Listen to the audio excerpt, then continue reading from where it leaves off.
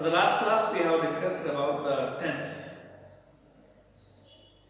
And today's lecture is useful for first year and second year student both. For the first year student and second year student, it helps them as a bridge course. Until and unless we understand the proper use of tenses, and we cannot solve the grammar either in first year or second year. ಪ್ರಥಮ ವರ್ಷ ಮತ್ತು ದ್ವಿತೀಯ ವರ್ಷ ಎರಡು ವಿದ್ಯಾರ್ಥಿಗಳಿಗೆ ಕೂಡ ಏನಪ್ಪ ಅಂದ್ರೆ ಅತ್ಯವಶ್ಯಕವಾಗಿ ಬೇಕಾಗಿರ್ತಕ್ಕಂಥದ್ದು ಗ್ರಾಮರ್ ನಮಗೆ. ಟೆನ್ಸಸ್ ಆಲ್ರೆಡಿ ನಾವು ಟೆನ್ಸ್ಗಳನ್ನು ಫಸ್ಟ್ ಇಯರ್ದಲ್ಲಿ ಸೆಕೆಂಡ್ ಇಯರ್ ವಿದ್ಯಾರ್ಥಿಗಳಿಗೆ ಬೋಧನೆ ಮಾಡಿದ್ದೀರವ. ಆಮೇಲೆ ಫಸ್ಟ್ ಇಯರ್ ಬಂದಿರತಕ್ಕಂಥ ವಿದ್ಯಾರ್ಥಿಗಳಿಗೆ ಕೂಡ SLCಯಲ್ಲಿ ಇದನ್ನು ಕಲ್ತಿದ್ದಾರೆ. ಬಟ್ ಇವಾಗ ನಮಗೆ ಸೆಕೆಂಡ್ ಇಯರ್ ಬೇಕಾದ ಥರನಾಗಿ ಏನಪ್ಪ ಒಂದಷ್ಟು ಅಧ್ಯಯನ ಮಾಡಿಕೊಂಡು ಅದನ್ನು ಬ್ರಿಡ್ಜ್ ಕೋರ್ಸ್ ಥರ we will recall one more time that. ನಾನು ನಿಮಗೆ ಕಳೆದ ಕ್ಲಾಸ್ನಲ್ಲಿ ಹೇಳಿದ್ದೀನಿ ಏನಪ್ಪ ಅಂತಂದ್ರೆ ಇಂಗ್ಲಿಷ್ ಟೆನ್ಸಸ್ ಅಥವಾ ಸ್ಪೋಕನ್ ಇಂಗ್ಲಿಷ್ ನಮಗೆ ಯಾಕೆ ಡಿಫಿಕಲ್ಟ್ ಅನಿಸ್ತದ ಅಂತಕ್ಕಂಥ ವಿಷಯ ಸಂಬಂಧಪಟ್ಟಿರುವ ಹಾಗೆ ನಾವು ಹಳ್ಳಿಯಿಂದ ಬಂದಿರತಕ್ಕಂಥ ವಿದ್ಯಾರ್ಥಿಗಳು ಮಾತೃಭಾಷೆ ಕನ್ನಡ ಆಗಿರೋ ಕಾರಣಕ್ಕೋಸ್ಕರ ನಾವು ಇಂಗ್ಲೀಷನ್ನು ಭಾಷಾಂತರ ಬೋಧನೆ ಮೂಲಕ ಏನಪ್ಪ ಅಂದ್ರೆ ಪದ್ಧತಿಯ ಮೂಲಕ ನಾವೇನಪ್ಪ ಅಂತಂದ್ರೆ ಇಂಗ್ಲೀಷನ್ನು ಕಲೀಲಿಕ್ಕೆ ಹೋಗ್ತಾ ಇದ್ದೀವಿ.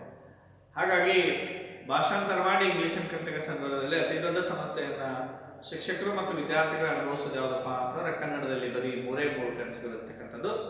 ಇಂಗ್ಲೀಷ್ನಲ್ಲಿ ಆ ಮೂರು ಟೆನ್ಸ್ಗಳು ಮೂಲ 3 ಟೆನ್ಸ್ಗಳು 12 ಟೆನ್ಸ್ಗಳಾಗಿ ಏನಪ್ಪ ಮಾರ್ಪಾಡಾಗಿರ್ತಕ್ಕಂಥದ್ದು. ಹಾಗಾಗಿ ಇಲ್ಲಿ 3 ಮತ್ತು 12ಕ್ಕೆ ಏನಪ್ಪ ನಮಗೆ ಭಾಷಾಂತರ ಮಾಡುವಲ್ಲಿ ಒಂದಷ್ಟು ತೊಂದರೆಯನ್ನು ಅನುಭವಿಸೋ ಕಾರಣಕ್ಕೋಸ್ಕರ it is very easy to understand the tenses where in English that where to use the tenses properly according to the time. ಕಾಲಕ್ಕೆ ತಕ್ಕನಾಗಿ ವೇಳೆಗೆ ತಕ್ಕನಾಗಿ ಈ 12 ಟೆನ್ಸ್ಗಳನ್ನು ಎಲ್ಲೆಲ್ಲಿ ಬಳಸಬೇಕು ಅಂತದನ್ನು ಮಾತ್ರ ನಾವೇನು ಕಲೀಲಿಕ್ಕೆ ಸಾಧ್ಯ ಆಗ್ತದೆ. ನಾನು ನಿಮ್ಗೆ 12 ಟೆನ್ಸ್ಗಳು ಏನೇನೇನಿ ಮತ್ತೆ ಫಾರ್ಮುಲಾಗಳನ್ನು ಕೂಡ ನಾವು ಹೇಳಿದ್ದೀವಿ. ಒಂದ್ಸಲ ನಿಮಗೆ ರೀಕಾಲ್ ಮಾಡಿ ಹೇಳ್ತಾ ಇದ್ದೀನಿ ನಾನು ಫಾರ್ಮುಲಾಗಳನ್ನು ಯಾವ ಥರ ಬೈಪೆಟ್ಟಿರ್ಬೇಕು ಮಾಡೋದು ನಮಗೆ.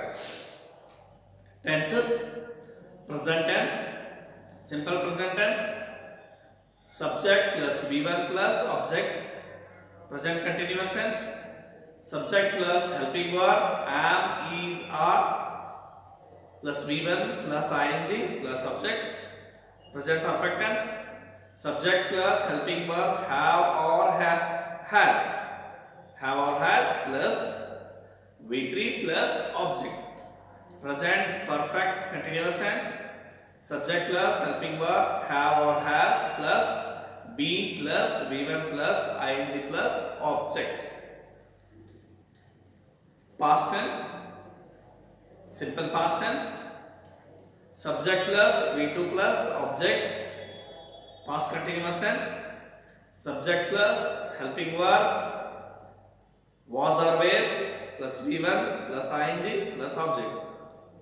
Past perfect tense, subject plus helping verb had plus V3 plus object. Present past perfect continuous tense, subject plus helping verb had plus be plus V1 plus ing plus object. Future tense, simple future tense, subject plus helping verb shall or will plus V1 plus object. Future continuous tense, subject plus helping verb shall or will plus be plus V1 plus ing plus object. Future perfect tense, subject plus helping verb shall or will plus have plus V3 plus object. Future perfect continuous tense, subject plus helping verb shall or will plus have plus be plus V1 plus ing plus object. ಇವು ನಮಗೆ 12 tense ಇರತಕ್ಕಂಥ formula. ಇದನ್ನ ಇಷ್ಟೇ ನಿಖರವಾಗಿ ನಾವು ನೆನಪಿನಲ್ಲಿ ಇಟ್ಕೋಬೇಕಾಗಿರ್ತಕ್ಕಂಥದ್ದು ಅತ್ಯವಶ್ಯಕ ಆಗಿರ್ತಕ್ಕಂಥದ್ದು. ಯಾವ ಥರ ಬೈಪೆಟ್ ಮಾಡಬೇಕು ಅಂತಂದರೂ ಕೂಡ ಕಳೆದ ಕ್ಲಾಸ್ನಲ್ಲಿ ಹೇಳಿದ್ದೀನಿ. ಸೊ ಇವಾಗ ನಾನು ಟೆನ್ಸ್ನ ಮೊದಲನೆಯ ಟೆನ್ಸ್ ಆಗಿರ್ತಕ್ಕಂಥ ಏನಪ್ಪ ಅಂದ್ರೆ ಪ್ರೆಸೆಂಟ್ ಟೆನ್ಸಲ್ಲಿ ಮೊದಲನೇ ಟೆನ್ಸ್ ಆಗಿರ್ತಕ್ಕಂಥ ಸಿಂಪಲ್ ಪ್ರೆಸೆಂಟ್ ಟೆನ್ಸ್ಗೆ ಬರ್ತಾ ಇದೆ.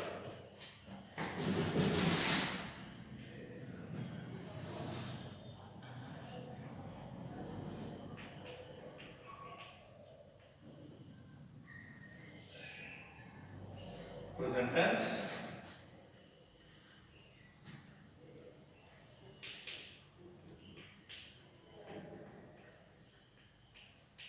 Simple present tense.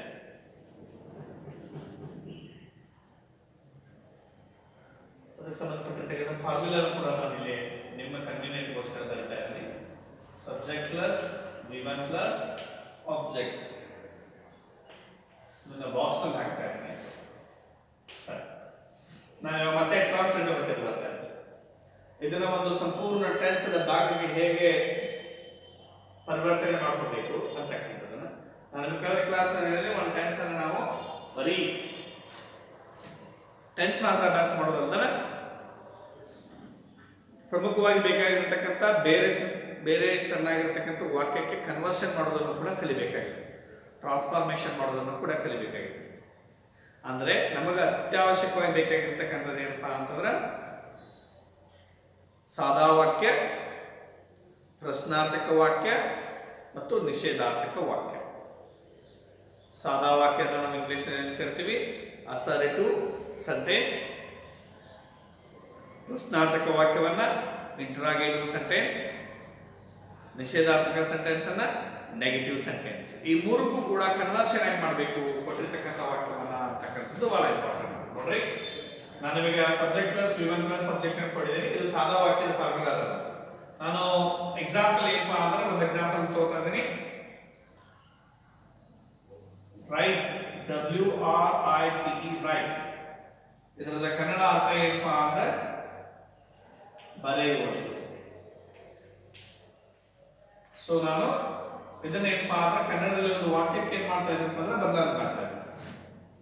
ಸಾದಾ ವಾಕ್ಯಕ್ಕೆ ಒಂದು ವಾಕ್ಯಕ್ಕೆ ಬದಲಾವಣೆ ಮಾಡ್ತಾ ಇದ್ದೀನಿ. ನೋಡ್ರಿ, ನಾನು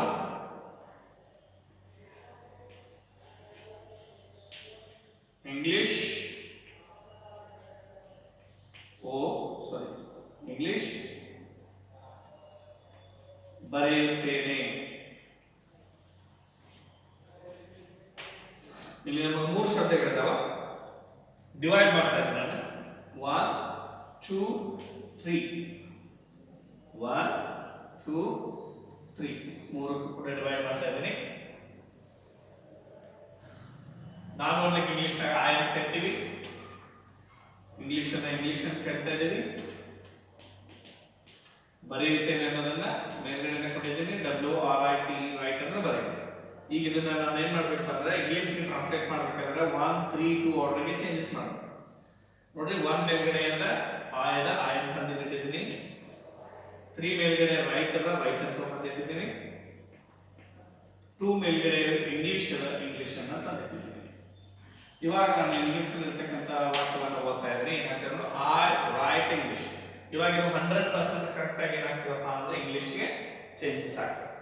ಸೊ ಇದನ್ನ ನಾವೇನಂತ ಕರಿತೀವಿ ಅಂದ್ರೆ ಅಸರ್ಟಿವ್ ಸೆಂಟೆನ್ಸ್ ಅಂತ ಕರಿತೀವಿ. ಯಾವ ಸೆಂಟೆನ್ಸ್? Assertive sentence. ನಮಗೆ ಅತಿ ಮುಖ್ಯವಾಗಿ ಬೇಕಾಗಿದ್ದು ಯಾವ್ದಪ್ಪ ಅಂತಂದ್ರೆ ಇಂಟ್ರಾಗೇಟಿವ್ ಸೆಂಟೆನ್ಸ್ ಕೂಡ ಅತಿ ಮುಖ್ಯವಾಗಿ ಬೇಕಾಗಿರ್ತಕ್ಕಂಥದ್ದು ಅಂತ ನಿಮಗೆ ಹೇಳ್ತಾ ಇದ್ದೀನಿ. ಸೊ ಇಲ್ಲಿ ಇಂಟ್ರಾಗೇಟಿವ್ ಹೆಂಗೆ ಚೇಂಜ್ ಮಾಡಬೇಕು ಅಂತ ಅನ್ನೋದನ್ನ ಹೇಳ್ತಾ ಇದ್ದೀನಿ. ಒಂದು ರೂಲ್ಸ್ ಅನ್ನ ನಾವು ಬಹಳ ಚೆನ್ನಾಗಿ ನೆನಪಿಟ್ಕೋಬೇಕು. ಸಾದಾ ವಾಕ್ಯದಿಂದ ಒಂದು ಪ್ರಶ್ನಾರ್ಥಕ ವಾಕ್ಯಕ್ಕೆ ಬದಲಾಯಿಸಬೇಕಾಗಿತ್ತಂದ್ರೆ ಇಂಗ್ಲಿಷ್ ನಲ್ಲಿ ನಮಗೆ ಕಂಪಲ್ಸರಿ ಏನಿರ್ಬೇಕಪ್ಪ ಅಂತಂದ್ರೆ ಒಂದು ಸಹಾಯಕ ಕ್ರಿಯಾಪದ ಇರಬೇಕು. ಏನಿರ್ಬೇಕಾಗ್ತದ? ಸಹಾಯಕ ಕ್ರಿಯಾಪದ ಕಂಪಲ್ಸರಿ ಬೇಕಾಗ್ತದೆ. ಬಟ್ ನಾನು ನಿಮಗೆ ಇಲ್ಲಿ ಕಲಿಸ್ತಕ್ಕಂಥ ಟೆನ್ಸ್ ಯಾವ್ದಪ್ಪ ಅಂತಂದ್ರೆ simple present tense. Simple present tense formula ನಾವು ನೋಡಿದೀವಿ ಏನಪ್ಪಾ ಅಂದ್ರೆ subject plus V1 plus object ಅದ. Subject plus V1 plus object ಅದ, ಸಬ್ಜೆಕ್ಟ್ ಅದ, ವರ್ಬ್ ಅದ, ಆಬ್ಜೆಕ್ಟ್ ಅದ. ಆದ್ರೆ ಏನಿಲ್ಲ ಇಲ್ಲಿ ಸಹಾಯಕ ಕ್ರಿಯಾಪದ ಇಲ್ಲ. ಅಂದ್ರೆ ಹೆಲ್ಪಿಂಗ್ ವರ್ಬ್ ಫಾರ್ಮುಲಾದ ಒಳಗಡೆ ಇಲ್ಲ. ಸಿಂಪಲ್ ಪ್ರೆಸೆಂಟ್ ಟೆನ್ಸ್ ಅಲ್ಲಿ ಫಾರ್ಮುಲಾದ ಒಳಗಡೆ ಏನ್ ಬರೋದಿಲ್ಲ ಅಂದ್ರೆ ಹೆಲ್ಪಿಂಗ್ ವರ್ಬ್ ಬರೋದಿಲ್ಲ. ಹಾಗಾಗಿ ಇಲ್ಲಿ ನಾವು ಈ ವಾಕ್ಯಕ್ಕೆ ಸಿಂಪಲ್ ಪ್ರೆಸೆಂಟ್ ಟೆನ್ಸ್ ಸಂಬಂಧಪಟ್ಟ ನಿಮಗೆ ಸಹಾಯಕ ಕ್ರಿಯಾಪದ ಬೇಕಾಯ್ತಂದ್ರೆ ನಾವು ಏನ್ ಮಾಡ್ಬೇಕು ಅಂದ್ರೆ ಹೊರಗಡೆಯಿಂದ ತೆಗೆದುಕೊಳ್ಳಬೇಕು. ನಮ್ಮ ಹೊರಗಡೆ ಸಿಗ್ತಕ್ಕಂಥ ಹೆಲ್ಪಿಂಗ್ ವರ್ಬ್ ಯಾವಪ್ಪ ಅಂತಂದ್ರೆ ಡೂ ಆರ್ ಡಸ್. ಎರಡು ಹೆಲ್ಪಿಂಗ್ ವರ್ಬ್ಗಳನ್ನ ಕೊಟ್ಟಿದ್ದಾರೆ. ಬೇರೆ ಬೇರೆ ವ್ಯಕ್ತಿಗಳಲ್ಲಿ ಬೇರೆ ಬೇರೆ ತರನಾಗಿರ್ತಕ್ಕಂಥ ಸಹಾಯಕ ಕ್ರಿಯಾಪದಗಳನ್ನು ಬಳಸಬೇಕಾಗ್ತದೆ. ಸೊ ನಾನು ಏನ್ ಮಾಡ್ತಾ ಇದ್ದೀನಪ್ಪ ಅಂತಂದ್ರೆ ಇಲ್ಲಿ ಇಂಟ್ರಾಗೇಟಿವ್ ಸೆಂಟೆನ್ಸ್ ಅನ್ನ ಹೆಂಗ್ ಮಾಡಬಹುದು ಅಂತ ಹೇಳ್ತಾರೆ. ನೋಡ್ರಿ, ಇಂಟ್ರಾಗೇಟಿವ್ ಸೆಂಟೆನ್ಸ್ ಹೆಂಗ್ ಮಾಡ್ಬೇಕಂದ್ರೆ ಮೊದಲಿಗೆ ನಾವು ಅಸರ್ಟಿವ್ ಸೆಂಟೆನ್ಸ್ ಅನ್ನ ಆಸ್ ಇಟ್ ಇಸ್ ಬರ್ತಾ ಇದ್ದೀವಿ. ನೋಡ್ರಿ, ಮೇಲ್ಗಡೆ ಸೆಂಟೆನ್ಸ್ ಅನ್ನ ಆಸ್ ಇಟ್ ಇಸ್ ಬರುತ್ತೆ. I write English. ಸರಿ ಆಯ್ತಾ? All right English. ಇಲ್ಲಿ ನಾನು ಏನ್ ಮಾಡ್ತೀನಿ ಅಂದ್ರೆ ವಾಕ್ಯದ ಮುಂದ್ಗಡೆ ಹೆಲ್ಪಿಂಗ್ ವರ್ಬ್ ಅನ್ನು ತಂದಿಡ್ತಾ ಇದ್ದೀನಿ, ಡೂ ಅಂತಕ್ಕಂಥ ಹೆಲ್ಪಿಂಗ್ ವರ್ಬ್. ಇವಾಗ ಈ ಸೆಂಟೆನ್ಸ್ ಏನಾಯ್ತು ಅಂದ್ರೆ ಡೂ ಐ ರೈಟ್ ಇಂಗ್ಲಿಷ್, ಮುಂದ್ಗಡೆ ಕ್ವಶನ್ ಮಾರ್ಕ್ ಹಾಕ್ತಾರೆ. I write English, do I write English. Difference ಏನಪ್ಪಾ ಅಂದ್ರೆ ಸಾದಾ ವಾಕ್ಯದ ಮುಂದ್ಗಡೆ ಸಹಾಯಕ ಕ್ರಿಯಾಪದ ತಂದಿಟ್ಟಿವಿ ಅಂತ ಇಟ್ಕೋರಿ. ಆ ಸಾದಾ ವಾಕ್ಯ ಏನಾಗ್ತದಪ್ಪ ಅಂದ್ರೆ ಇಂಟ್ರಾಗೇಟಿವ್ ಆಗಿ ಬದಲಾವಣೆ ಆಗ್ತದ, ಪ್ರಶ್ನಾರ್ಥಕ ವಾಕ್ಯವಾಗಿ ಬದಲಾವಣೆ ಆಗ್ತದ. So next negative sentences. Negative sentence ನೋಡ್ರಿ, ಇದು ಬಹಳ ಸಿಂಪಲ್ ಅದ ನೆಗೆಟಿವ್ ಸೆಂಟೆನ್ಸ್. ಇಲ್ಲಿ ಕೂಡ ನಮಗೆ ಏನ್ ಬೇಕು, ಹೆಲ್ಪಿಂಗ್ ವರ್ಬ್. ಇಲ್ಲಿ ಏನು ನಮಗೆ ಡೂ ಅದಲ್ಲ, ಈ ಡೂ ಅನ್ನ ಸಬ್ಜೆಕ್ಟ್ ಮುಂದ್ಗಡೆ ಶಿಫ್ಟ್ ಮಾಡ್ಕೋಬೇಕು ನೆಗೆಟಿವ್ ಸೆಂಟೆನ್ಸ್ ಒಳಗೆ. I do helping verb subject ಅಂತ ಬರ್ತದೆ. ಅದಾದ ನಂತರ ಅದಕ್ಕೆ ಏನ್ ಸೇರಿಸಬೇಕು ಅಂದ್ರೆ ನಾಟ್ ಅಂತಕ್ಕಂಥ ನೆಗೆಟಿವ್ ವರ್ಡ್ ಅನ್ನು ಸೇರಿಸಬೇಕು. ಉಳಿದ ಸೆಂಟೆನ್ಸ್ ಅನ್ನ ಆಸ್ ಇಟ್ ಇಸ್ ಬರ್ತಾ ಇದೆ. ರೈಟ್ ಇಂಗ್ಲಿಷ್ ಏನಾಯ್ತು ನೋಡ್ರಿ, I do not write English. ಈ ಒಂದು ವಾಕ್ಯವನ್ನು ನಾವು ಅಸರ್ಟಿವ್, ಇಂಟ್ರಾಗೇಟಿವ್, ನೆಗೆಟಿವ್ ಬದಲಾಯಿಸಿದ್ವಿ. ಏನೇನ್ ಮಾಡಿದ್ವಿ ಇನ್ನೊಂದು ಸ್ವಲ್ಪ ಸ್ಪಷ್ಟವಾಗಿ ಆಯ್ತು ನೋಡ್ರಿ. ನಾನು ಇಂಗ್ಲಿಷ್ ಬರೆಯುತ್ತೇನೆ, ಈ ವಾಕ್ಯವನ್ನು ತಗೊಂಡಿದ್ದೀನಿ. ಈ ವಾಕ್ಯವನ್ನು 3 ಭಾಗವಾಗಿ ಡಿವೈಡ್ ಮಾಡಿದ್ದೀನಿ. ನಾನು ಇಂಗ್ಲಿಷ್ ಬರೆಯುತ್ತೇನೆ. ಅದನ್ನ 1, 2, 3ಕ್ಕೆ ಡಿವೈಡ್ ಮಾಡಿದೀವಿ. ಇಂಗ್ಲಿಷಿಗೆ ಚೇಂಜ್ ಮಾಡ್ಬೇಕಾದ್ರೆ ನಾವೇನ್ ಮಾಡಬೇಕು, 1, 3, 2 ಕನ್ವರ್ಷನ್ ಮಾಡ್ಕೋಬೇಕು. 1, 3, 2 ಕನ್ವರ್ಷನ್ ಮಾಡ್ಕೊಂಡಾಗ ಆ ವಾಕ್ಯ ಏನಾಯ್ತು ಅಂದ್ರೆ I write English. I write English is 100% grammatically correct sentence. ಇವಾಗ ನಾವು ಈ ವಾಕ್ಯವನ್ನು ಏನಂತ ಕರಿತೀವಿ ಅಂದ್ರೆ ಅಸರ್ಟಿವ್ ಸೆಂಟೆನ್ಸ್ ಅಂತ ಕರಿತೀವಿ, ಸಾದಾ ವಾಕ್ಯ. ಈ ವಾಕ್ಯವನ್ನ ಪ್ರಶ್ನಾರ್ಥಕ ಕನ್ವರ್ಷನ್ ಮಾಡ್ಕೋಬೇಕು. ಅವಾಗ ಏನಾಗ್ತದಪ್ಪ ಅನ್ನೋದು ಸಾದಾ ವಾಕ್ಯದ ಮುಂದೆ ಸಹಾಯಕ ಕ್ರಿಯಾಪದವನ್ನು ತಂದಿಟ್ಟಾಗ ಆ ವಾಕ್ಯವು ಏನಾಗಿ ಕನ್ವರ್ಟ್ ಆಗ್ತದಪ್ಪ ಅಂದ್ರೆ ಪ್ರಶ್ನಾರ್ಥಕ ವಾಕ್ಯವಾಗಿ ಕನ್ವರ್ಟ್ ಆಗ್ತದ. ಬಹಳ ಸಿಂಪಲ್ ಆಗಿರ್ತಕ್ಕಂಥ ಲಾಜಿಕ್.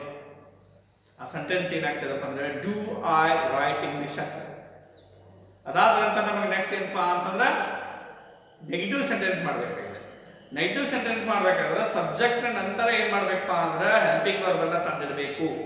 ಸಬ್ಜೆಕ್ಟ್ ಯಾವ್ದು ನಮಗೆ ಐ, ಅದರ ಮುಂದ್ಗಡೆ ಹೆಲ್ಪಿಂಗ್ ವರ್ಬ್ ಯಾವ್ದು ಬರ್ತದೆ, ಡೂ. ಇವಾಗ ನಾವು ಯಾವ ವಾಕ್ಯವನ್ನ ಮಾಡ್ತಾ ಇದೀವಿ ಅಂದ್ರೆ ನೆಗೆಟಿವ್ ವಾಕ್ಯವನ್ನು ಮಾಡ್ತಾ ಇದೀವಿ. ನೆಗೆಟಿವ್ ವಾಕ್ಯದಲ್ಲಿ ಕಂಪಲ್ಸರಿ ಏನಿರಬೇಕು, ನಾಟ್ ಅಂತಕ್ಕಂಥ ನೆಗೆಟಿವ್ ವರ್ಡ್ ಇರಬೇಕು. ಇವಾಗ ಏನಾಗ್ತದೆ ನೋಡ್ರಿ, ಐ ಡು ನಾಟ್. ಉಳಿದ ಸೆಂಟೆನ್ಸ್ ಅನ್ನ ಕಂಟಿನ್ಯೂಷನ್ ಮಾಡ್ಕೊಳ್ಳೋದು ಏನಾಗ್ತದೆ, I do not write English. ಏನಾಗ್ತದೆ, I do not write English. ಇವಾಗ 3 ಒಂದೇ ಸಲ ಆಯ್ತು ನೋಡ್ರಿ. ನಾನು ಇಂಗ್ಲಿಷ್ ಬರೆಯುತ್ತೇನೆ, ಐ ರೈಟ್ ಇಂಗ್ಲಿಷ್. ನಾನು ಇಂಗ್ಲಿಷ್ ಬರೆಯುತ್ತೇನೆ, ಡು ಐ ರೈಟ್ ಇಂಗ್ಲಿಷ್. ನಾನು ಇಂಗ್ಲಿಷ್ ಬರೆಯೋದಿಲ್ಲ, I do not write English. ನಮಗೆ ಸಾದಾ ವಾಕ್ಯ, ಪ್ರಶ್ನಾರ್ಥಕ ವಾಕ್ಯ ಮತ್ತು ನಿಷೇಧಾತ್ಮಕ ವಾಕ್ಯ ಮೂರನ್ನ ಬದಲಾಯಿಸ್ಲಿಕ್ಕೆ ಬಂತು ಅಂತ ಹೇಳಿದ್ರೆ ನಾವು ಇಂಗ್ಲಿಷ್ ಮಾತಾಡ್ಲಿಕ್ಕೆ ಏನಪ್ಪಾ ಅಂತಾನೆ ಅತ್ಯಂತ ಹತ್ತಿರದಲ್ಲಿ ಇದೀವಿ ಅಂತ ಅರ್ಥ. ಈ ಮೂರಕ್ಕೂ ಕೂಡ ಬದಲಾವಣೆ ಮಾಡ್ಲಿಕ್ಕೆ ಬರ್ತದೆ. ಈಗ ನಾನು ಬರೀ ಆಯಿಗೆ ಮಾತ್ರ ಏನಪ್ಪ ಅಂದ್ರೆ ಚೇಂಜ್ ಮಾಡಿ ಪೂರ್ತಿ ಮಾತಾಡ್ಬೇಕಾದ್ರೆ ನಾವು ಯಾರ ಬಗ್ಗೆ ಮಾತಾಡಬೇಕು, ನನ್ನ ಬಗ್ಗೆ ಮಾತಾಡಬೇಕು, ನಮ್ಮ ಬಗ್ಗೆ ಮಾತಾಡಬೇಕು, ನಿನ್ನ ಬಗ್ಗೆ ಮಾತಾಡಬೇಕು, ಮತ್ತೆ ನನ್ನ ಮತ್ತು ನಿಮ್ಮನ್ನ ಬಿಟ್ಟು ಬೇರೆ ಹೊರಗಡೆ ಇದ್ದಿರ್ತಕ್ಕಂಥ ವ್ಯಕ್ತಿಗಳ ಜೊತೆಗೆ ಮಾತಾಡ್ಬೇಕಾಗ್ತದೆ. ನಾನು ನನ್ನ ಬಗ್ಗೆ ಮತ್ತು ನಮ್ಮ ಬಗ್ಗೆ ಮಾತಾಡಿದೆ ಅಂತ ಹೇಳಿದ್ರೆ ಅವಾಗ ಏನಾಗ್ತದೆ, ಫಸ್ಟ್ ಪರ್ಸನ್ ಆಗ್ತದೆ. ಏನಾಗ್ತದೆ, ಫಸ್ಟ್ ಪರ್ಸನ್. ನಾನು ನಿಮ್ಮ ಬಗ್ಗೆ ಮಾತಾಡಿದೆ ಅಂದ್ರೆ ಅಥವಾ ನಿನ್ನ ಬಗ್ಗೆ ಮಾತಾಡಿದೆ ಅಂತ ಹೇಳಿದ್ರೆ ಅವಾಗ ಏನಾಗ್ತದೆ, ಅದು ಸೆಕೆಂಡ್ ಪರ್ಸನ್ ಆಗ್ತದೆ. ಸೆಕೆಂಡ್ ಪರ್ಸನ್ ಆಗ್ತದೆ. ಆಮೇಲೆ ನಾನು ನನ್ನನ್ನು ಬಿಟ್ಟು ಮತ್ತು ನಿಮ್ಮನ್ನ ಬಿಟ್ಟು ಹೊರಗಡೆ ಇರ್ತಕ್ಕಂಥ ವ್ಯಕ್ತಿಗಳ ಬಗ್ಗೆ ಮಾತಾಡಿದ್ರೆ ಅದೇನಾಗ್ತದಪ್ಪ ಅಂದ್ರೆ ಥರ್ಡ್ ಪರ್ಸನ್. ಹಾಗಾಗಿ ಇಲ್ಲಿ ನಾವು ಯಾವುದನ್ನ ಅಧ್ಯಯನ ಮಾಡಬೇಕಾಗಿದೆಪ್ಪ ಅಂದ್ರೆ ಫಸ್ಟ್ ಪರ್ಸನ್ ಯಾರು, ಸೆಕೆಂಡ್ ಪರ್ಸನ್ ಯಾರು, ಥರ್ಡ್ ಪರ್ಸನ್ ಯಾರು, ಮತ್ತು ಅಲ್ಲಿ ನಾವು ಸಾದಾ ವಾಕ್ಯವನ್ನ, ಪ್ರಶ್ನಾರ್ಥಕ ವಾಕ್ಯವನ್ನ ಮತ್ತು ನಿಷೇಧಾತ್ಮಕ ವಾಕ್ಯವನ್ನ ಯಾವ ತರನಾಗಿ ಕನ್ವರ್ಷನ್ ಮಾಡ್ತೀವಿ ಅಂತ ಅನ್ನೋದನ್ನ ಸ್ಟಡಿ ಮಾಡಬೇಕಾಗಿರ್ತಕ್ಕಂಥ.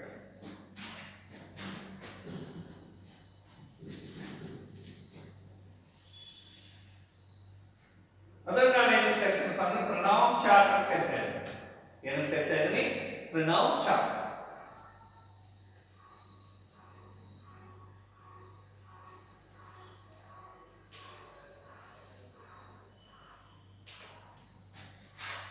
ನಾವು ಪ್ರೊನೌನ್ ಚಾರ್ಟ್ ಅಲ್ಲಿ ನಮಗೆ ಏನೇನು ಬರ್ತದಪ್ಪ ಅಂತಂದ್ರೆ ಏಕವಚನ ಬರ್ತದ, ಮತ್ತೆ ಬಹುವಚನ, ಪ್ಲೂರಲ್.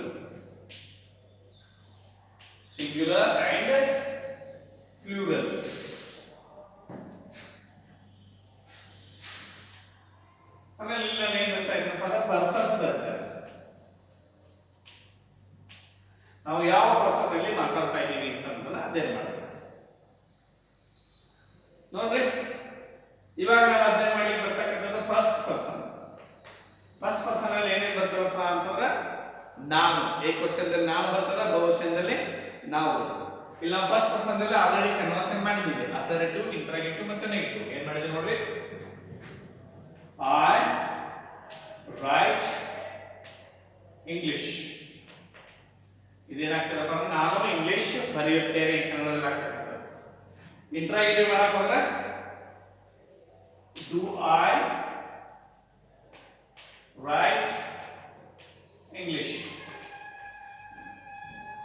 ನೆಗೆಟಿವ್ ಹೋಗಿ ಅಂತಂದ್ರೆ I do not write English. ಇಲ್ಲಿ ನಮಗೆ ಏಕವಚನ ಮುಕ್ತಾಯ ಆಗ್ತದೆ. ಇನ್ನು ನಾವು ಬಹುವಚನ ಬರ್ತಾ ಇದ್ದೀವಿ. ಬಹುವಚನದಲ್ಲಿ ವಿ ಬರ್ತದೆ, we write English. We write English.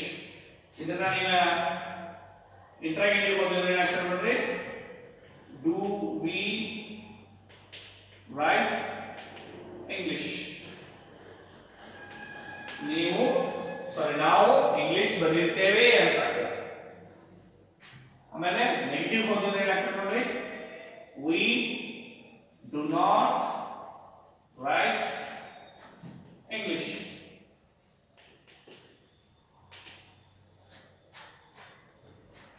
ನಾವು ಇಂಗ್ಲಿಷ್ ಅನ್ನ ಬರೆಯೋದಿಲ್ಲ ಅಂತ ಆಗ್ತದೆ. ವಿದ್ಯಾರ್ಥಿಗಳಿಗೆ ಬೋರ್ಡಲ್ಲಿ ಬರೆದಿರ್ತಕ್ಕಂಥದ್ದು ಕಾಣಿಸ್ತಾ ಇದೆ ಅಂತ ಅನ್ಕೊಂಡಿದ್ದೀನಿ. ಒಂದು ವೇಳೆ ನಿಮಗೆ ಇದು ಚಾರ್ಟ್ ಕಾಣಿಸ್ಲಿಲ್ಲ ಅಂತಂದ್ರೂ ಸಹಿತ ನಾನು ಒಂದು ಫೋಟೋವನ್ನು ಕಳಿಸ್ತಾ ಇದ್ದೀನಿ, ಚಾರ್ಟ್ಗೆ ಸಂಬಂಧಪಟ್ಟಿರ್ತಕ್ಕಂಥ ಫೋಟೋವನ್ನು ಕೂಡ ಕಳಿಸ್ತಾ ಇದ್ದೀನಿ. ಅಲ್ಲಿ ಏನಾದ್ರು ಸ್ಪೆಲ್ಲಿಂಗ್ ಮಿಸ್ಟೇಕ್ಸ್ ಹೇಳಿದ್ರೆ ನೀವೇನು ಮಾಡ್ಕೋಬಹುದು, ಕರೆಕ್ಷನ್ಸ್ಗಳನ್ನು ಮಾಡ್ಕೋಬಹುದು. ಇನ್ನು ಎರಡನೇದಾಗಿ ನಾನು ಪ್ರಾರಂಭ ಮಾಡಬೇಕಾಗಿರ್ತಕ್ಕಂಥದ್ದು ಸೆಕೆಂಡ್ ಪರ್ಸನ್. ನೋಡ್ರಿ, ಸೆಕೆಂಡ್ ಪರ್ಸನ್ ನೀವು ಅಂತ ಹೇಳಿದ್ರಿ, ನೀನು ಅಥವಾ ನೀವು ಅಂತ ಹೇಳಿದ್ರಿ. ನೋಡ್ರಿ, ಕನ್ವರ್ಷನ್ ಮಾಡ್ತಾ ಇದ್ದಾರೆ. You write English. ಇದನ್ನ ಇಂಟ್ರಾಗೇಟಿವ್ ಮಾಡ್ತೀನಿ ನೋಡ್ರಿ, do you write English. Same formula ನಾವೇನು ಮೊದಲು ಯೂಸ್ ಮಾಡೋದು ಅದೇ ತರನಾಗಿ ಸೇಮ್ ಫಾರ್ಮುಲಾ ಯೂಸ್ ಮಾಡಬೇಕು. ನೆಗೆಟಿವ್ ಮಾಡ್ತಾ ಇದ್ದೀವಿ ನೋಡಿ, ಇದನ್ನ you do not write English. ಇನ್ನು ಬಹುವಚನಕ್ಕೆ ಹೋಗಬೇಕಾಗಿದೆ ನಾವು. ನೀನು ಆಯ್ತು, ಇವಾಗ ನೀವು ಅಂದಾಗ ಏನ್ ಬರ್ತದೆ ನೋಡ್ಬೇಕು. ನೋಡ್ರಿ, ಸೇಮ್ ಬರ್ತದೆ ನೋಡಿ. ಇಂಗ್ಲಿಷ್ ನಲ್ಲಿ ಏಕವಚನ ಬಹುವಚನಕ್ಕೆ ಒಂದೇ ತರನಾಗಿರ್ತಕ್ಕಂಥ ನಾಮಪದವನ್ನು ನಾವು ಬಳಸ್ತಾ ಇದ್ದೀವಿ. ಸೊ ಹಾಗಾಗಿ ಇಲ್ಲಿ ಒಂದೇ ತರನಾಗಿರ್ತಕ್ಕಂಥ ಸೆಂಟೆನ್ಸ್ ಏನಾಗ್ತದೆ, ಫಾರ್ಮೇಶನ್ ಆಗ್ತದೆ. ಸೇಮ್ ಬರೀಬೇಕು ನಾವು, you write English.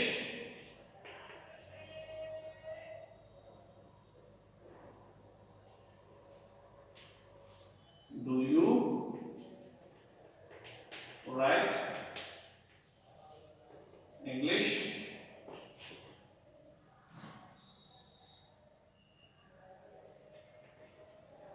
You do not write English.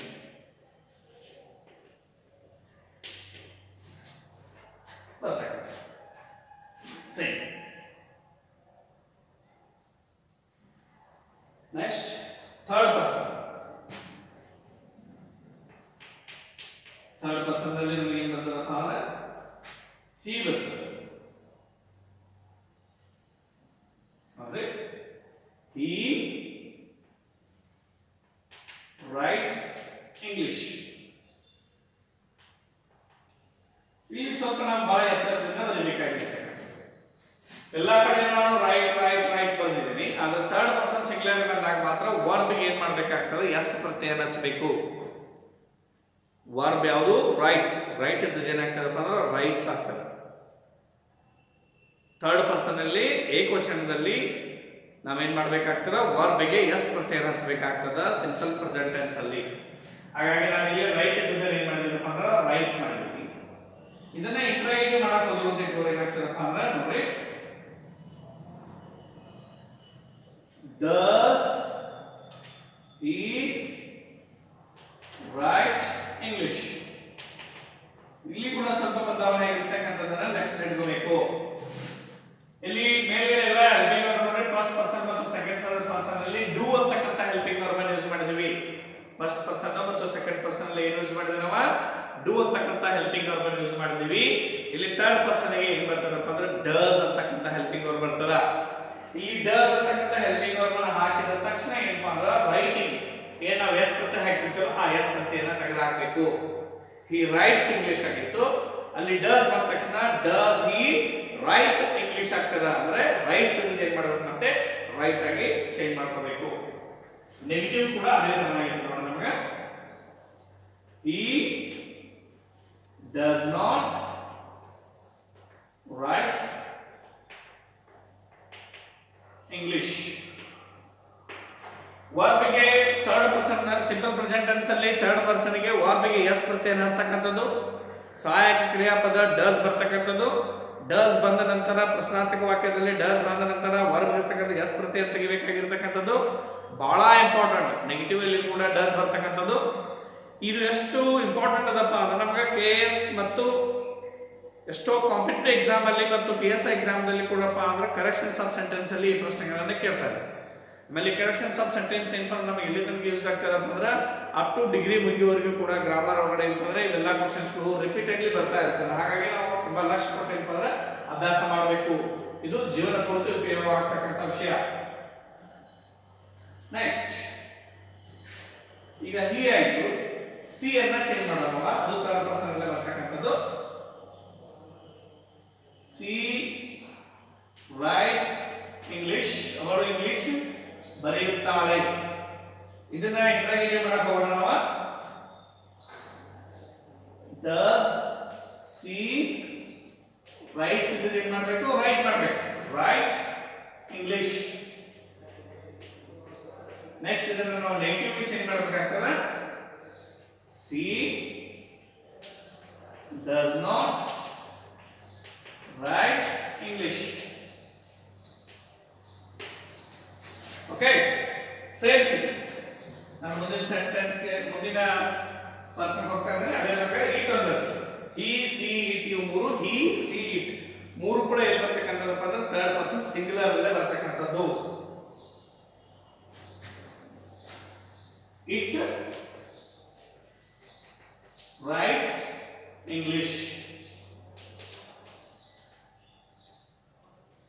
ಅದಾದ ನಂತರ ಇಂಟ್ರಾಗೇಟಿವ್ ಮಾಡೋಣ ಕೂಡ ಡಸ್ ಇಟ್ ರೈಟ್ ಇಂಗ್ಲಿಷ್. ಇದನ್ನ ನೆಗೆಟಿವ್ ಚೇಂಜ್ ಮಾಡಕ್ಕೆ ಹೋದಾಗ ನಮಗೆ ಏನಾಗ್ತದಪ್ಪ ಅಂದ್ರೆ it does not write English.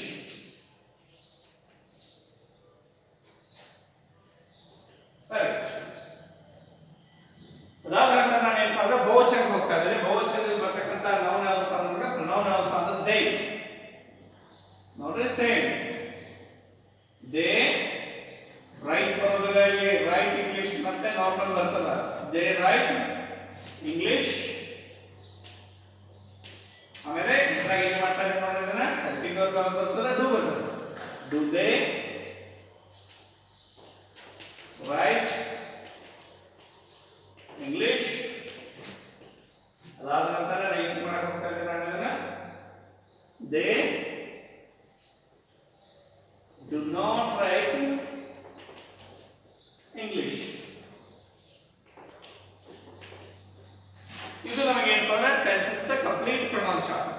ನಾವು ಇಷ್ಟನ್ನ ಅಭ್ಯಾಸ ಮಾಡಿದ್ವಿ ಅಂತ ಇಟ್ಕೋರಿ, ಸರಿಯಾಗಿ ಅಭ್ಯಾಸ ಮಾಡಿದ್ವಿ ಅಂತ ಇಟ್ಕೋರಿ, ಇದನ್ನ ಪ್ರಾಕ್ಟೀಸ್ ಮಾಡಿದ್ವಿ ಅಂತ ಇಟ್ಕೋರಿ, ನಾವು ಇಂಗ್ಲಿಷ್ ಅನ್ನ ಬಹಳ ಈಸಿಯಾಗಿ ಏನ್ ಮಾಡ್ಬೋದು ಅಂದ್ರೆ ಮಾತನಾಡಬಹುದು. ಎಂತ ಕನ್ನಡ ಮೀಡಿಯಂ ವಿದ್ಯಾರ್ಥಿ ಇದ್ರು ಸಹಿತ ಇದನ್ನ ಅರ್ಥ ಮಾಡ್ಕೋಬಹುದು. ಒಂದ್ಸಲ ಪ್ರೊನೌನ್ ಚಾರ್ಟ್ ಅನ್ನ ಹೆಂಗ್ ಬೈಬೆಟ್ ಮಾಡಬೇಕು ಅಂತ ಹೇಳಿ ನಿಮಗೆ ಟೆನ್ಸ್ ಹೆಂಗ್ ಬೈಬೆಟ್ ಮಾಡಕ್ಕೆ ಹೇಳಿದ್ರೆ ಹಂಗೆ ಬೈಬೆಟ್ ಮಾಡಬೇಕು. ಮೊದಲನೇದಾಗಿ ನಮ್ಮ ಕನ್ನಡದ ಬರಬೇಕಾಗಿದ್ದು ಪ್ರೊನೌನ್ ಚಾರ್ಟ್ ನ 12 ಟೆನ್ಸ್ ಪ್ರೊನೌನ್ ಚಾರ್ಟ್ ಅನ್ನ ಮಾಡಬೇಕಾಗಿರ್ತಕ್ಕಂಥದ್ದು ವಿದ್ಯಾರ್ಥಿಗಳ ಲಕ್ಷಣ ಇಡಬೇಕು. ನೀವು ಮೊದಲನೇ ಟೆನ್ಸ್ ಅನ್ನ ನೀಟಾಗಿ ಕಲ್ತ್ರಿ ಅಂತಿದ್ರು ಉಳಿದಿರ್ತಕ್ಕಂಥ ಎಲ್ಲಾ ಟೆನ್ಸ್ ಗಳನ್ನು ಕೂಡ ನೀವು ಏನ್ ಮಾಡ್ಬೋದಪ್ಪ ಅಂತಂದ್ರೆ ಸರಿಯಾಗಿ ಬೈಬೆಟ್ ಅನ್ನ ಮಾಡಬಹುದು, ಇಟ್ಕೋಬಹುದು, ನೆನಪಿನಲ್ಲಿ ಇಟ್ಕೋಬಹುದು. ದಯವಿಟ್ಟು ನೆನಪಿನಲ್ಲಿ ಇಟ್ಕೋಬೇಕಾದ್ರೆ ಏನಪ್ಪ ಅಂದ್ರೆ ನಾನು ಯಾವ ತರ ಹೇಳ್ತಾ ಇದ್ದೀನಿ ಅಂತಂದ್ರೆ ಲಕ್ಷ ಕೊಟ್ಟು ಕೇಳ್ರಿ. ನಿಮಗೆ ಇದು ಬಹಳ ದೊಡ್ಡದು ಅನ್ಸದ, ಚಾರ್ಟ್ ಬಹಳ ಬದಲಾವಣೆ ಅಂತ ಅನ್ಸದ, ಅಂತ ದೊಡ್ಡ ಸಮಸ್ಯೆ ಏನೂ ಇಲ್ಲ. ನಾವು ಸರಿಯಾಗಿ ಲಕ್ಷ ಕೊಟ್ಟು ಓದಿದ್ದೇ ಆಯ್ತು ಅಂತ ಇಟ್ಕೊಳ್ಳಿ, ಇದನ್ನ ನೆನಪಿನಲ್ಲಿ ಇಟ್ಕೊಳ್ಳೋದು ಯಾವುದೇ ತೊಂದರೆ ಇಲ್ಲ. ಸೊ ನೋಡ್ರಿ, ನಾವು ಫ್ರೀ ಆಗಿದ್ದೀವಿ ಇವಾಗ, ಮೈಂಡ್ ಅನ್ನು ಸ್ವಲ್ಪ ಫ್ರೀ ಆಗಿ ಮಾಡ್ಕೊಳ್ಳೋಣ. ಮಾಡ್ಕೊಂಡು ಇದನ್ನ ಬೈಪಟ್ ಹೇಗೆ ಮಾಡಬೇಕಂದ್ರೆ ಪ್ರಣವ್ ಚಾರ್ಟ್ ನಮ್ಮ ಕಣ್ಣು ಮುಂದ್ಗಡೆ ಏನ್ ಬರ್ಬೇಕೀಗ? ಪ್ರಣವ್ ಚಾರ್ಟ್. ನಾವು ಪ್ರಣವ್ ಚಾರ್ಟ್ ಅಲ್ಲಿ ಇದ್ದೀವಿ. ಅದು ಯಾವ ಪ್ರಣವ್ ಚಾರ್ಟ್ ಅದಪ್ಪ ಅಂದ್ರೆ simple present tense pronoun chart. Simple present tense. Simple present tense pronoun chart ಅನ್ನ ಸ್ಟಾರ್ಟ್ ಮಾಡ್ತಾ ಇದ್ದೀನಿ ನಾನು ಇವಾಗ. Pronoun chart simple present tense, subject plus V1 plus subject. I write English, ನಾನು ಇಂಗ್ಲಿಷ್ ಬರೆಯುತ್ತೇನೆ. ಡು ಐ ರೈಟ್ ಇಂಗ್ಲಿಷ್, ನಾನು English ಬರೆಯುತ್ತೇನೆ.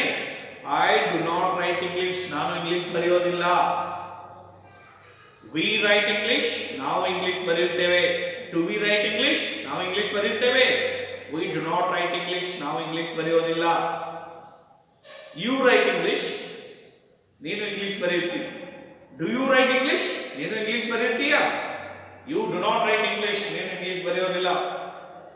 You write English, ನೀವು ಇಂಗ್ಲಿಷ್ ಬರೆಯುತ್ತೀರಿ. ಡು ಯು ರೈಟ್ ಇಂಗ್ಲಿಷ್, ನೀವು ಇಂಗ್ಲಿಷ್ ಬರೆಯುತ್ತೀರಾ? You do not write English, ನೀವು English ಬರೆಯೋದಿಲ್ಲ. He writes English, ಅವನು ಇಂಗ್ಲಿಷ್ ಬರೆಯುತ್ತಾನೆ. Does he write English, ಅವನು ಇಂಗ್ಲಿಷ್ ಬರೆಯುತ್ತಾನೆ. He does not write English, ಅವನು ಇಂಗ್ಲಿಷ್ ಬರೆಯೋದಿಲ್ಲ. She writes English, ಅವಳು ಇಂಗ್ಲಿಷ್ ಬರೆಯುತ್ತಾಳೆ. Does she write English, ಅವಳು ಇಂಗ್ಲಿಷ್ ಬರೆಯುತ್ತಾಳೆ. She does not write English, ಅವಳು ಇಂಗ್ಲಿಷ್ ಬರೆಯೋದಿಲ್ಲ. It writes English, ಅದು ಇಂಗ್ಲಿಷ್ ಬರೆಯುತ್ತದೆ. Does it write English, ಅದು ಇಂಗ್ಲಿಷ್ ಬರೆಯುತ್ತದೆ. It does not write English, ಅದು ಇಂಗ್ಲಿಷ್ ಬರೆಯೋದಿಲ್ಲ. ಇಲ್ಲಿ ಇಟ್ ಅಂತಕ್ಕಂಥದ್ದು ಇನ್ಕನ್ವೀನಿಯಂಟ್ ಆದರೂ ಸಹಿತ ವಿದ್ಯಾರ್ಥಿಗಳ ಪ್ರಾಕ್ಟೀಸ್ಗೋಸ್ಕರ ನಾನು ಏನಪ್ಪ ಅಂದ್ರೆ ಅದನ್ನ ಸೇರಿಸಿದೆ. ಅದಾದ ನಂತರ ಬಹುವಚನಕ್ಕೆ ಹೋಗ್ತಾ ಇದ್ದೀನಿ. ದೇ ರೈಟ್ ಇಂಗ್ಲಿಷ್, ಅವರು ಇಂಗ್ಲಿಷ್ ಬರೆಯುತ್ತಾರೆ. ಡು ದೇ ರೈಟ್ ಇಂಗ್ಲಿಷ್, ಅವರು ಇಂಗ್ಲಿಷ್ ಬರೆಯುತ್ತಾರೆ. They do not write English, ಅವರು ಇಂಗ್ಲಿಷ್ ಬರೆಯೋದಿಲ್ಲ. ಇದು ಇಷ್ಟೆಲ್ಲರೂ ಕೂಡ ನಾವೇನ್ ಮಾಡ್ಬೇಕಾಗ್ತದೆ ಅಂದ್ರೆ ಬ್ಯಾಕಟ್ ಮಾಡ್ಬೇಕಾಗ್ತದೆ. ಈಗ ನಾನು ಯಾವ ತರ ನಿಮಗೆ ಹೇಳಿದಿಲ್ಲ ಅದೇ ತರವಾಗಿ ಜೋರಾಗಿ ಬೆಳಗ್ಗೆ ಎದ್ದ ತಕ್ಷಣ ನೀವು ಪ್ರಾಕ್ಟೀಸ್ ಮಾಡಿದ್ದೆ ಆಗ್ತೈತೆ ನೋಡಿ. ಬೆಳಗ್ಗೆ ಎದ್ದ ತಕ್ಷಣ ನೀವು ಬುಕ್ಸ್ ಅನ್ನ ನಿಮ್ಮ ಹತ್ರನೇ ಇಟ್ಕೊಳ್ರಿ. ಮಲ್ಕೊಳ್ಳುವಾಗ ಬೆಳಗ್ಗೆ ಎದ್ದ ತಕ್ಷಣ ನಮಗೆ ಏನಪ್ಪ ಅಂದ್ರೆ ಈ ಬುಕ್ಸ್ ಬರಬೇಕು ಪ್ರಣವ್ ಚಾರ್ಟ್. ಈ ತರ ನಾವು ಒಂದು 10 ಸಲ ಜೋರಾಗಿ ಅನ್ಕೊಂತ ಹೋಗಿ ತದನಂತರ ಅದ್ರ ಮೇಲೆ ಕೈ ಇಟ್ಕೊಂಡು ಒಂದೊಂದನ್ನ ನೆನಪಾಡ್ಕೊಂಡು ಬಂದಿದ್ರೆ ಸಂಪೂರ್ಣ ಪ್ರಣವ್ ಚಾರ್ಟ್ ಏನಾಗ್ತದಪ್ಪ ನಮ್ಮ ಮುಂದೆ ಬರ್ತದೆ. ಬರೆಯುವಾಗ ನೋಟ್ಬುಕ್ ನಲ್ಲಿ ಬರೆಯುವಾಗ ಸರಿಯಾಗಿ ಸ್ಕೇಲ್ ಅನ್ನು ಉಪಯೋಗ ಮಾಡಿಕೊಂಡು ಈ ಚಾರ್ಟ್ ಅನ್ನು ಹಾಕಿರಬೇಕು. ಒಂದೇ ಪೇಜ್ ನಲ್ಲಿ ಕೂಡೋ ತರ ಮಾರ್ಜಿನ್ ಅನ್ನ ಎಲಾಪ್ಸ್ ಮಾಡ್ಕೊಂಡು ಆದ್ರೂ ಸಹಿತ ಬರೆದು ಒಂದೇ ಪೇಜ್ ನಲ್ಲಿ ಇರಬೇಕು. ಬರೆದಾಗ ಇಲ್ಲಿ ಬೇರೆ ಬೇರೆ ಇಂಕಿನಿಂದ ಏನಪ್ಪ ನಾವು ಏನ್ ಬರೀಬೇಕಾಗ್ತದ? ಸೆಂಟೆನ್ಸ್ ಗಳನ್ನ ಬರೀಬೇಕಾಗ್ತದ. ಸಾದಾ ವಾಕ್ಯವನ್ನ ನೀವು ನೀಲಿ ಪೆನ್ನಿಂದ ಬರೀರಿ, ಪ್ರಶ್ನಾರ್ಥಕ ವಾಕ್ಯವನ್ನ ಕೆಂಪು ಮಸಿ ಪೆನ್ನಿಂದ ಬರೀರಿ ಮತ್ತು ವಿಷಯಾತ್ಮಕ ವಾಕ್ಯನ ಕಪ್ಪು ಮಸಿ ಪೆನ್ನಿಂದ ಬರೀರಿ. ಬರೆದಾಗ ನಮಗೆ ಏನಂತಂದ್ರೆ ಬೇರೆ ಬೇರೆ ವಾಕ್ಯಗಳು ನಮಗೆ ಏನಾಗ್ತದೆ ಗೊತ್ತಾಗ್ತದ. ಪ್ರತಿಯೊಂದು ಪರ್ಸನ್ ಅಲ್ಲಿ ಕೂಡ ಸಾದಾ ವಾಕ್ಯವನ್ನ ನೀಲಿ ಪೆನ್ನಿಂದ, ಪ್ರಶ್ನಾರ್ಥಕ ವಾಕ್ಯವನ್ನ ಕೆಂಪು ಮಸಿಯಿಂದ ಮತ್ತು ನಿಷೇಧಾತ್ಮಕ ವಾಕ್ಯವನ್ನ ಕಪ್ಪು ಮಸಿಯಿಂದ ನಾನು ನಿಮ್ಮ ಅನುಕೂಲಕ್ಕೋಸ್ಕರ ಬೇರೆ ಬೇರೆ ಕಲರ್ ಪೆನ್ಗಳನ್ನು ಉಪಯೋಗ ಮಾಡಿಕೊಂಡು ಪೆನ್ಸಿಲ್ ಉಪಯೋಗ ಮಾಡಿಕೊಂಡು ಬರೆದಿದ್ದೀನಿ. ದಯವಿಟ್ಟು ನೀವು ಕೂಡ ನೀಟಾಗಿ ಏನು ಮಾಡಬೇಕಪ್ಪ ಅಂತಂದ್ರೆ ಬುಕ್ಸ್ ಅಲ್ಲಿ ಬರೆದಿರ್ಬೇಕು. ಒಂದೇ ಪೇಜಲ್ಲಿ ನೀಟಾಗಿ ಬರೆದಾಗ ಬಹಳ ಸ್ಪಷ್ಟವಾಗಿ ನೀವು ಬರ್ಕೊಂಡು ಹೋದ್ರಿ ಅಂತ ತಗೋರಿ. ನೀವು ಅದನ್ನ ಬೆಳಗ್ಗೆ ಎದ್ದ ತಕ್ಷಣ ನೋಡಿ ನೋಡಿ ನೋಡಿ ಓದಿದಾಗ ಒಂದು 10 ಸರ್ತಿ ಓದಿದಾಗ ಏನಾಗ್ತದಪ್ಪ ಅಂದ್ರೆ ಆ ಕಂಪ್ಲೀಟ್ ಪಿಕ್ಚರ್ ನೀವು ಬರೆದಿರ್ತಕ್ಕಂಥ ನೀಟಾಗಿ ಬರೆದಿರ್ತಕ್ಕಂಥ ಪಿಕ್ಚರ್ ಏನಾಗ್ತದಪ್ಪ ಅಂದ್ರೆ ನಿಮ್ಮ ಕಣ್ಣಿನ ಪರದೆ ಮೇಲೆ ಉಳ್ಕೊಳ್ತದ. ನೀವು ಯಾವಾಗ ಬೇಕಾದ್ರೂ ಸಹಿತ ಕೇಳಿದ್ರು ಸಹಿತ ಏನಾಗ್ತದಪ್ಪ ಅಂದ್ರೆ ನಿಮಗೆ ಈಸಿಯಾಗಿ ಆ ಚಾರ್ಟ್ ನಿಮ್ಮ ಕಣ್ಣ ಮುಂದೆ ಬರ್ತದೆ. ನೀವು ಬೈಪಟ್ ಮಾಡಿ ಹೇಳಲಿಕ್ಕೆ ಬಹಳ ಅನುಕೂಲ ಆಗ್ತದೆ. ಹಾಗಾಗಿ ದಯವಿಟ್ಟು ವಿದ್ಯಾರ್ಥಿಗಳು ಈ ಕಡೆ ಬರ್ದಿದ್ದೀನಲ್ಲ ನಾನು, ಈ ಕಡೆ ಭಾಗವನ್ನ ಇಷ್ಟು ಭಾಗವನ್ನ ಏನ್ ಮಾಡಬೇಕು? ನಿಮ್ಮ ನೋಟ್ ಬುಕ್ಕಿನ ಎಡಗಡೆ ಪೇಜ್ ನಲ್ಲಿ ಬರೆದಿರಬೇಕು. ಆಮೇಲೆ ಈ ಚಾರ್ಟ್ ಅನ್ನ ಬಲಗಡೆ ಪೇಜ್ ನಲ್ಲಿ ಬರೆದಿರಬೇಕು. ಎರಡು ಆಜು ಬಾಜುನ ಆಗ್ಬೇಕು, ಒಂದೇ ಕಡೆ ಆಗ್ಬೇಕು. ಒಂದು ಪೇಜ್ ಅಲ್ಲಿ ಎಡಕ್ಕೂ ಮತ್ತು ಬಲಗಡೆ ಇರ್ತದೆ. ನಿಮಗೆ ಎಡಗಡೆ ಪೇಜ್ ನಲ್ಲಿ ಈ ಪೋರ್ಷನ್ ಅನ್ನು ಬರೆದಿರಬೇಕು, ಬಲಗಡೆ ಪೋರ್ಷನ್ ಅಲ್ಲಿ ಪ್ರಣವ್ ಚಾರ್ಟ್ ಅನ್ನು ಬರೆದಿರಬೇಕು. ದಯವಿಟ್ಟು ವಿದ್ಯಾರ್ಥಿಗಳು ನೆನಪಲ್ಲಿ ಇಡಬೇಕು. ನಿಮಗೆ ಕನ್ವೀನಿಯಂಟ್ ಬೇಕಾಗಿತ್ತಂದ್ರೆ ದ್ವಿತೀಯ ವರ್ಷದ ವಿದ್ಯಾರ್ಥಿಗಳು ಬರೆದಿದ್ದಾರೆ, ಅದನ್ನ ನೋಡಿ ಅವರ ಸ್ವಲ್ಪ ಕೇಳ್ಕೊಂಡು ಬರೆದ್ರೆ ಅಂತ ಇಟ್ಕೊಂಡ್ರೆ ನಿಮಗೆ ಬಹಳ ಅನುಕೂಲ ಆಗ್ತದೆ. ನಾನು ಕೂಡ ಇವತ್ತು ಸಾಯಂಕಾಲ ನಿಮಗೆ ಏನು ಮಾಡ್ತೇನಪ್ಪ ಅಂದ್ರೆ ಅದರ ಫೋಟೋ ಕಾಪಿಯನ್ನು ನಿಮಗೆ ವಾಟ್ಸಪ್ ಗ್ರೂಪ್ನಲ್ಲಿ ಹಾಕ್ತಾ ಇದ್ದೀನಿ, ಯಾವ ಥರ ಬರೆದಿದ್ದಾರೆ ಅಂತ ಹೇಳಿಸಿಂದ ನೀವು ಅದನ್ನು ಸರಿಯಾಗಿ ನೋಡ್ಕೊಂಡು ಏನಪ್ಪ ಅಂದ್ರೆ ಬರೀಬೇಕಂತ ಹೇಳಿ ನಾನು ನಿಮ್ಮಲ್ಲಿ ವಿನಂತಿಸ್ಕೊಳ್ತೇನೆ. ಈ ಟೆನ್ಸ್ಗೆ ಸಂಬಂಧಪಟ್ಟಿರುವ ಹಾಗೆ, ಪ್ರಣವ್ ಚಾರ್ಟ್ಗೆ ಸಂಬಂಧಪಟ್ಟಿರುವ ಹಾಗೆ, ಟ್ರಾನ್ಸ್ಫಾರ್ಮೇಷನ್ ಆಫ್ ಸೆಂಟೆನ್ಸ್ ಸಂಬಂಧಪಟ್ಟಿರುವ ಹಾಗೆ ತಮಗೇನಾದರೂ ಸಮಸ್ಯೆಗಳಿದ್ರೆ ನೀವು ನನಗೆ ಫೋನ್ ಮಾಡೋದ್ರ ಮೂಲಕ, ಮೆಸೇಜ್ ಮಾಡೋದ್ರ ಮೂಲಕ ಏನಪ್ಪ ಅಂದ್ರೆ ನಿಮ್ಮ ಸಮಸ್ಯೆಯನ್ನು ನೀವು ಬಗೆಹರಿಸೋಬೇಕಂತ ಹೇಳ್ತಾ ಸೊ ಕೋವಿಡ್-19 ಅಂತ ಸಾಂಕ್ರಾಮಿಕ ರೋಗವನ್ನು ಹೊಡೆದೋಡಿಸಲು ನಾವೆಲ್ಲರೂ ಸರಿಯಾಗಿ ಮಾಸ್ಕನ್ನು ಧರಿಸೋಣ ಮತ್ತು ಸ್ಯಾನಿಟೈಸೇಷನ್ ಮಾಡಿಕೊಂಡು ಈ ರೋಗವನ್ನು ಹೊಡೆದೋಡಿಸಲು ಸಹಾಯವನ್ನು ಮಾಡೋಣ ಅಂತ ಹೇಳ್ತಾ ನನ್ನ ಇವತ್ತಿನ ಉಪನ್ಯಾಸವನ್ನು ಮುಗಿಸ್ತಾ ಇದ್ದೇನೆ. ಜೈ ಹಿಂದ್.